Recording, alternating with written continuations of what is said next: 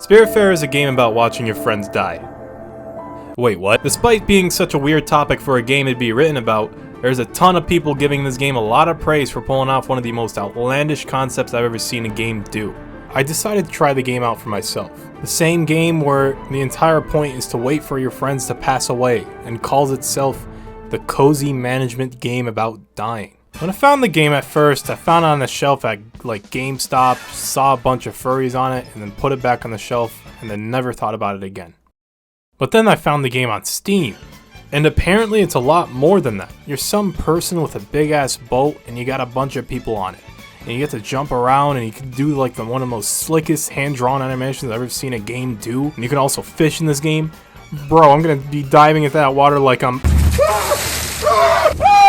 And you can make this boat even bigger than it already is, like it's Dark Souls. So pretty much what I'm getting at is that this is a game with a boat full of animals that I can talk and connect to while exploring other islands to make the boat bigger. This game sounds a lot like Animal Crossing on a boat. By the way, before this video goes any further, I just wanted to say spoiler warning to those that still want to play this game. You know, you don't have to play it to understand what the hell I'm going to talk about, but just in case somebody still wants to play the game. Anyways, back to the video. Fast forward a few months later, or maybe a little more than that, and I 100%ed the game. Did the game make me cry? No, it didn't, but I did learn one thing. I kinda didn't like this game. You what? Now look, the only reason why I have 100% in this game is because I thought that the game would eventually redeem itself and I would actually find something I really like about it. But I'm gonna be honest, it had its moments. But they were only moments. Is what I'm saying is this game a really bad game? Hell no. I think this game is amazingly well made and has a ton of incredible stuff I really liked. I just hate one thing about this game. I hate everything. Okay, I don't really mean everybody. The game starts you off getting escorted by Karen. Karen's already my favorite character. Like, this guy is definitely going in my top 10 Karen tier list. Bro looks like somebody that's been doing this for eternity. This guy looks so sick and shriveled and old. It's like almost like he's about to retire, man. That's because he is retiring. And that you're taking his job. So this is basically where the entire game starts. And starting things off, I really like the game so far with what it introduced me like 5 minutes later. You then find a deer lady that smokes a lot. I'm gonna call her Gwen. That's because her name is Gwen. Gwen told me how to do my job. And I still don't know how to do my job. I don't know, she told me about something about escorting dead people. One of the first things I had to do was to direct my ship somewhere on the map. It took me a while to figure out where to go, so I just decided to go there.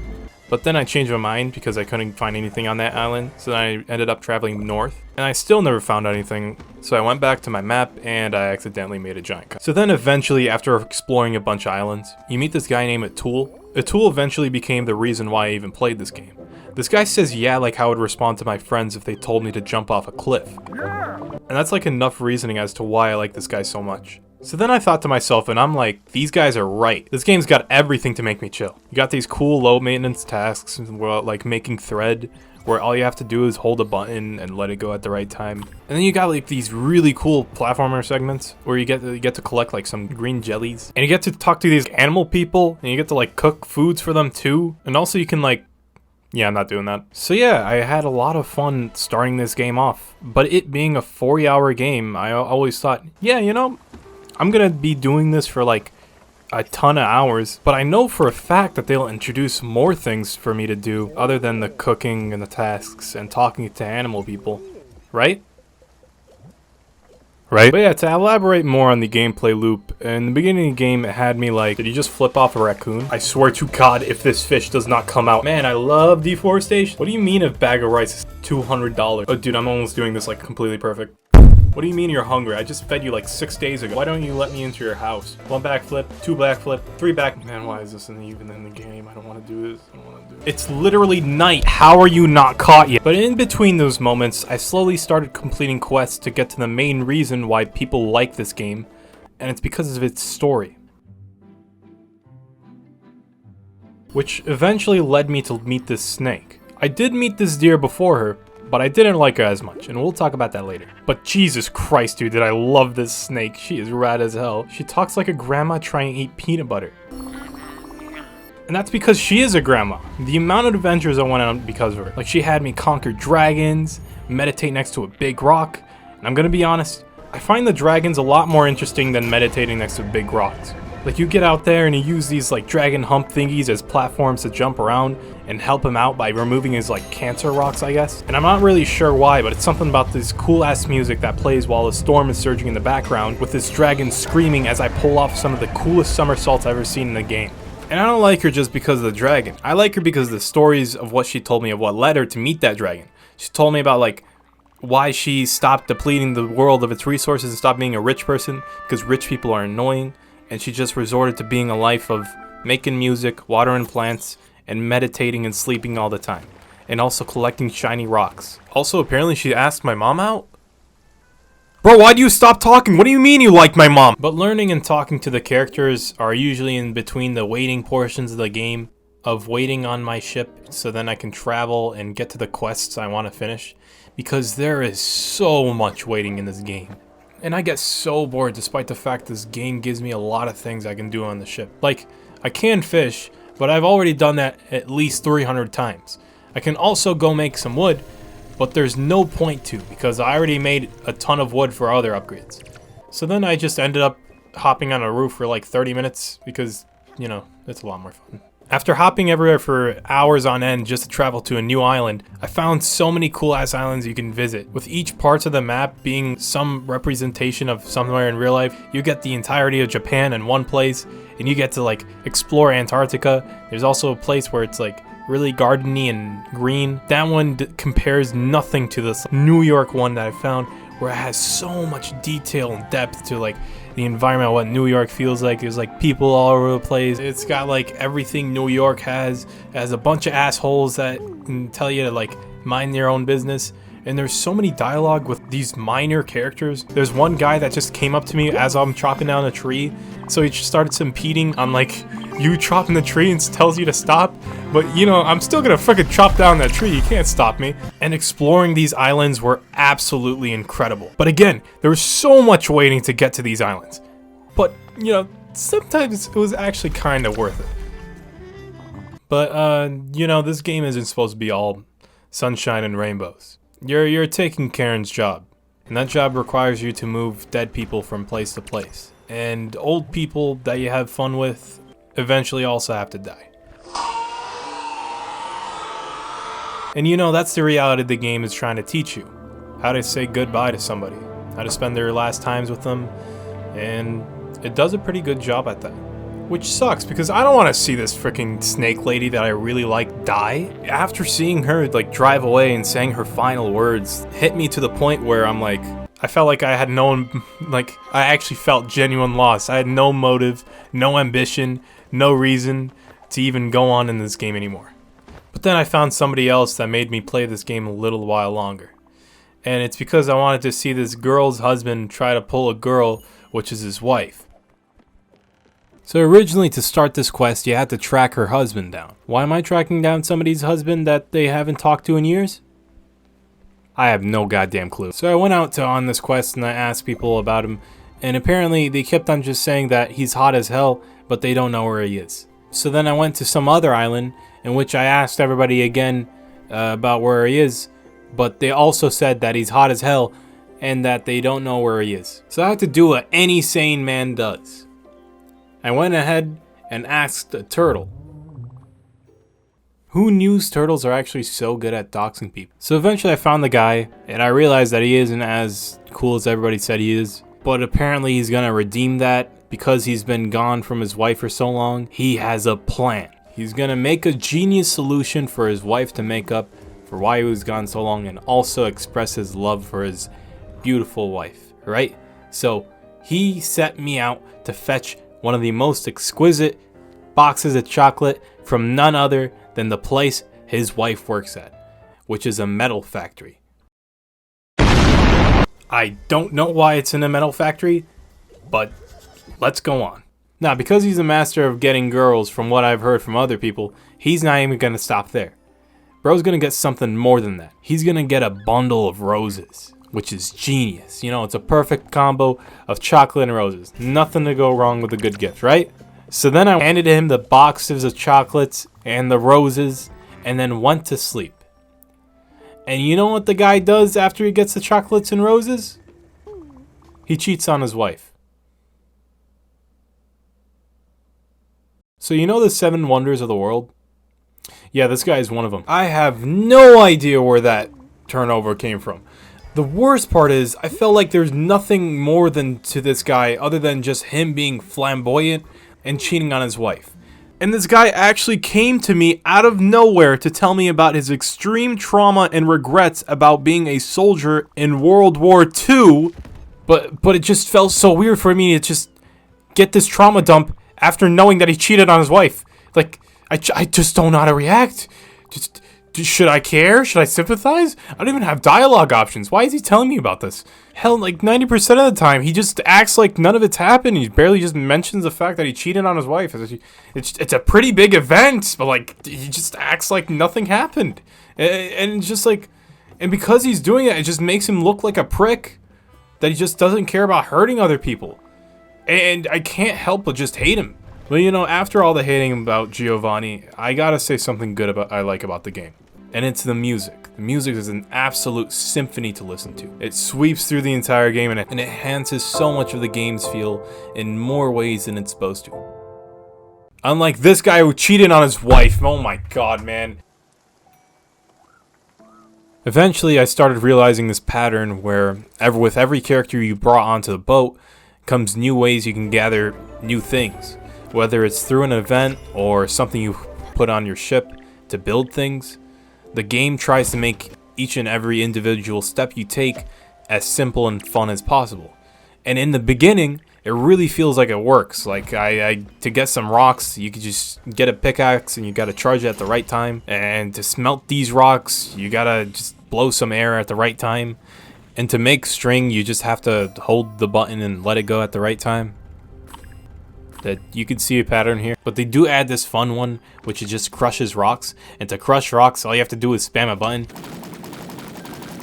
Doing this for the first 10 times was pretty fun, but doing this for the 300th time made me want to put a hole through my wall and scream very loudly. What the frick? But I mean, don't get me wrong, doing these minigames are really fun, but eventually I started realizing that these are the same minigames, just in different flavors. Like I said, it's just holding the button down and then letting it go at the right time. I got really tired of it once I realized that was the case.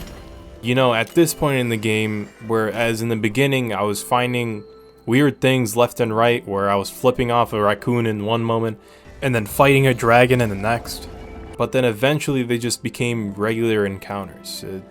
Things became less interesting. The world was something I already explored.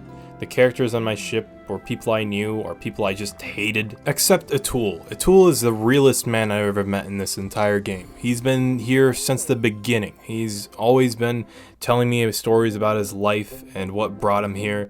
And he's told me everything about himself. And he even invited everybody on the ship to dinner, which is freaking cool. I'm really glad he just hasn't asked me the department off the ship yet, or else I wouldn't even play this game anymore. Wait, why is he gone? Why? Atul leaving without notice made me want to go into hospital recovery for about 3 business days. He was the closest the game has ever gotten to me liking a character. This guy was hilarious and fun to talk to since the beginning of the game.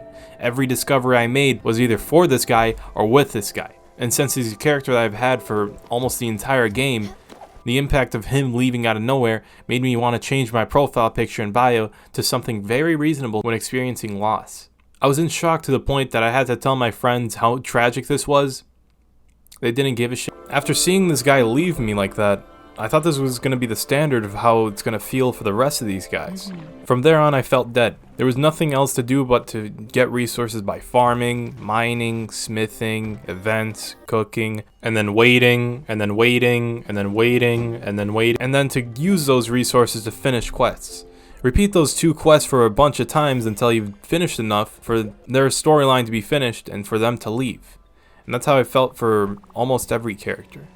The fact that I sometimes barely bond with these guys and they're always asking me to do more things got to the point where it actually kind of pissed me off. Every bit of charm I had from the beginning of the game that came from the farming and the mining and the whatever was starting to get a little bit stale. Like there's this one thing that happens where I'd progress too fast in the game and I would have to legitimately wait hours just for the game to catch up and have this one character hand me an opal just for me to progress a little bit further. One of which involves this hamster. I've been waiting for this hamster to do or say something, but she wouldn't ever since I invited her onto this ship. She just stands there and begs for food sometimes and then hands me food that I just feed back to her, which is hilarious. There's this fun life hack if you want a Spiritfarer, which is a crucial item to progress through this game. And it's that if you wait for what feels like 3 months while having her on the ship, she starts developing dementia. Wait, what? But yeah, after barely knowing her, you then have to carry her around and then dress up as her daughter to finally convince her that she is not doing so well. Which was dark as hell looking back on this. And I didn't realize until I actually said goodbye to her, but it really just felt like I was waiting for her to die. And it eventually pissed me off because why am I doing this? The game I was playing up until this point was the game that they promised that was a cozy management game about dying. And those cozy managements are starting to feel like really long chores. And the game is more about seeing people die, which you know sucks to see, than to actually experience loss, which is devastating. And it sounds masochistic, but that's what I was hoping for in a game like this. I have people on my ship for like 40 hours and I was hoping to have some connection with them during that time. But the dialogue option you have with every character is almost always blurred out. And most conversations that I remember having with these guys is either asking for food or finishing some more quests. Sometimes they absolutely nail what it feels like to cope with death, and other times they just come and go. I also want to talk about the rest of the characters that I found, which are either insanely annoying to have on my ship or just, yeah, they're cool to have around. To be more specific, this guy had a permanent debuff to everybody's mood on my ship for some reason, so you instantly just start questioning why he's even here. And I was really looking forward to do something with him, since he just kept on saying that we're gonna do something big. But nah, he was just an asshole for what felt like a quarter of the game and then just left. This bird though was actually a nice guy to have around because he just kept on talking about arts and stuff, but not much as anything else. He was a pretty cool, chill dude. This tiger was cool, but slowly becomes mute as you progress throughout the game, which was really weird. She just lost all of her dialogue right after you know who just cheated on her. Also, how did this guy get on my ship? Some freaking mushroom broke into my ship and starts claiming this building for himself and proceeds to act like he did nothing. And then starts asking me for some paper to play with? This guy's everything I can ask for. Apparently this guy's name is Stanley, and the reason why this guy's everything I can ask for is because he did everything I wanted from a character in this game. Like, one, he's funny as hell, and like to the point that this guy gave me a quest to start messing things up on my ship, like burning shoes, smashing things I'm not supposed to into bits, and he's like the only character in the game that's allowed to eat glue, which I also find is hilarious. Seeing him doing stupid ass stuff and asking me about stupid ass things makes the game feel so much newer. I've been doing the same thing with the same people for so long, I was actually losing it at times. And this guy redeemed everything this game has meant to be. Despite being a character that can eat glue, he had more personality than half the people on my ship. Everything this guy did put a smile on my face. And it's not just that he's funny because I like this guy so much, and it's because he talks about so many things. There's so much to this guy. After finding the Mushroom Man, I realized that I experienced everything this game had to offer, and that all that's left to do is just depart everybody off my ship, and then finish all the quests, and then I am done with this game. Saying goodbye to this Mushroom Man felt like I was saying goodbye to the rest of this game. You know, it's a game that I hate because of the amount of flaws and annoyances I had while playing it, but I can't help but love the amount of passion that went into this game. Like, there's this entire fleshed out original world full of like islands and characters designed for the sake of giving the player experience that I've never seen anything like. These characters that I got attached to aren't even people, they're complete characters, and it's kind of impressive how I got to attach to a mushroom that eats glue. And what's even more insane, that they pulled this off with 2 other characters with me, and it's kind of hard to think of any game that's ever done that. And I'm still pissed that I couldn't have this happen with all the characters I met, since I got really bored of the gameplay and I was looking for anything else to talk to. Especially when the people I hated on my ship refused to leave for almost half the game. After getting all my characters off this ship except this parrot, because for a reason that I understand, I have no idea what you're talking about, and I finished some of the most brutal quests I've ever played in my life, as well as finished the last DLC that they updated with that fixes the pacing issue that I've complained about a lot, and also introduces one of the most cryptic characters I've ever seen in my life. But it was kind of funny, like trying to piece together what the hell they're talking about, and honestly, I still don't know what the hell they're talking about. In the last DLC, I can tell that the people that made this game really wanted to show every bit of talent that they had left to show for this game. Whether it be music, landscapes, art, you name it. I felt that this DLC was a perfect send-off for this game, which eventually led me to put an end to all this, and have the main character depart their own soul. Apparently they implemented a final cutscene that puts an end to this wild experience of a game. She was in a coma this entire time?!